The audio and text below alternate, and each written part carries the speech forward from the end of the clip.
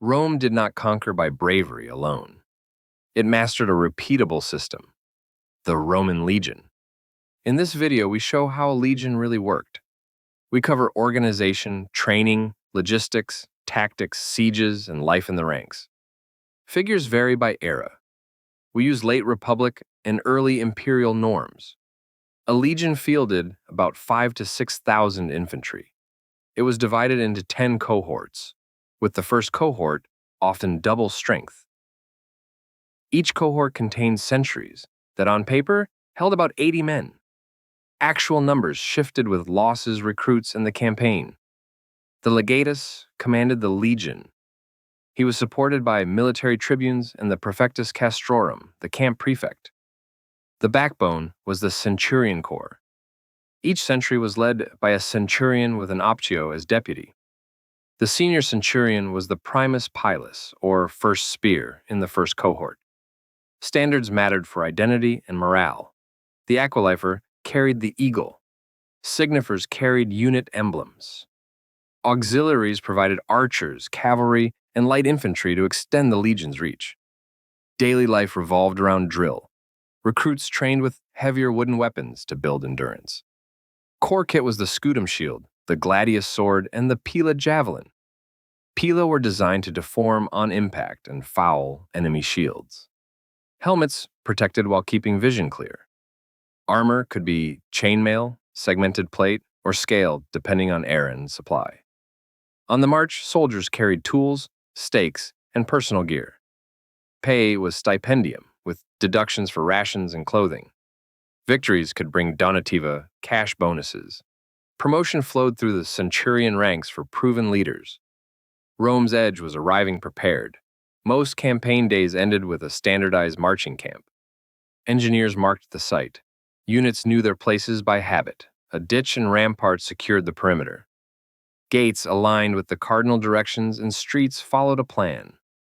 The command tent sat at the center with routes for supply and medical. This turned a moving army into a nightly fortress. Rations prioritized grain because it stores and travels well. Mules and rivercraft moved loads. Roads and bridges linked the route. Engineers maintained crossings and causeways so columns kept moving.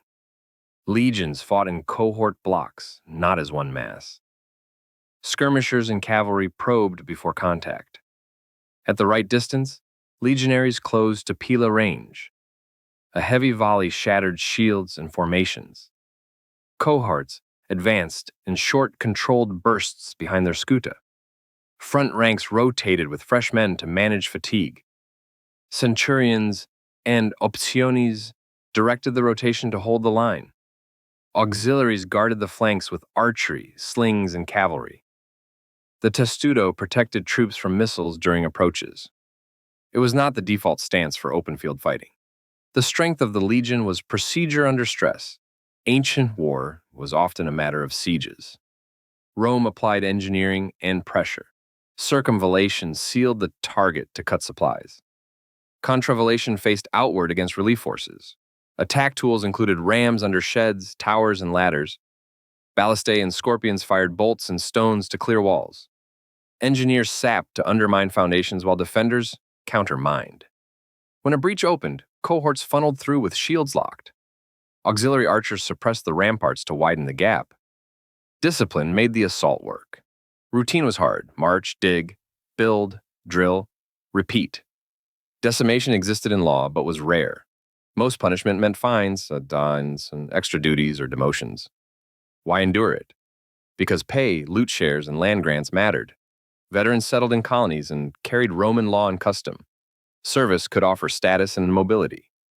Scouts fixed the enemy on open ground. The legate deploys 8 cohorts in front and 2 in reserve. Auxiliaries extend the flanks. Cavalry waits wide. Skirmishers loose darts and arrows and fall back. Legionaries advance to pila range and throw. Cohorts close the distance and press in measured steps. Centurions rotate the front ranks to keep momentum. Enemy horse probes a flank. Roman cavalry and archers answer. A reserve cohort slides over to plug the gap. As the enemy tires, the legate commits the reserve to the decisive point. The line pushes in order, defeats disorder. Cavalry pursues while infantry holds formation against traps. The legion's edge was system over heroics. Organization, logistics, and drill made many soldiers act as one. That method led a city on the Tiber-shaped continents. Tell me if you want a full episode on sieges or on auxiliaries next. Thanks for watching Imperium Atlas. Subscribe for the next chapter of history.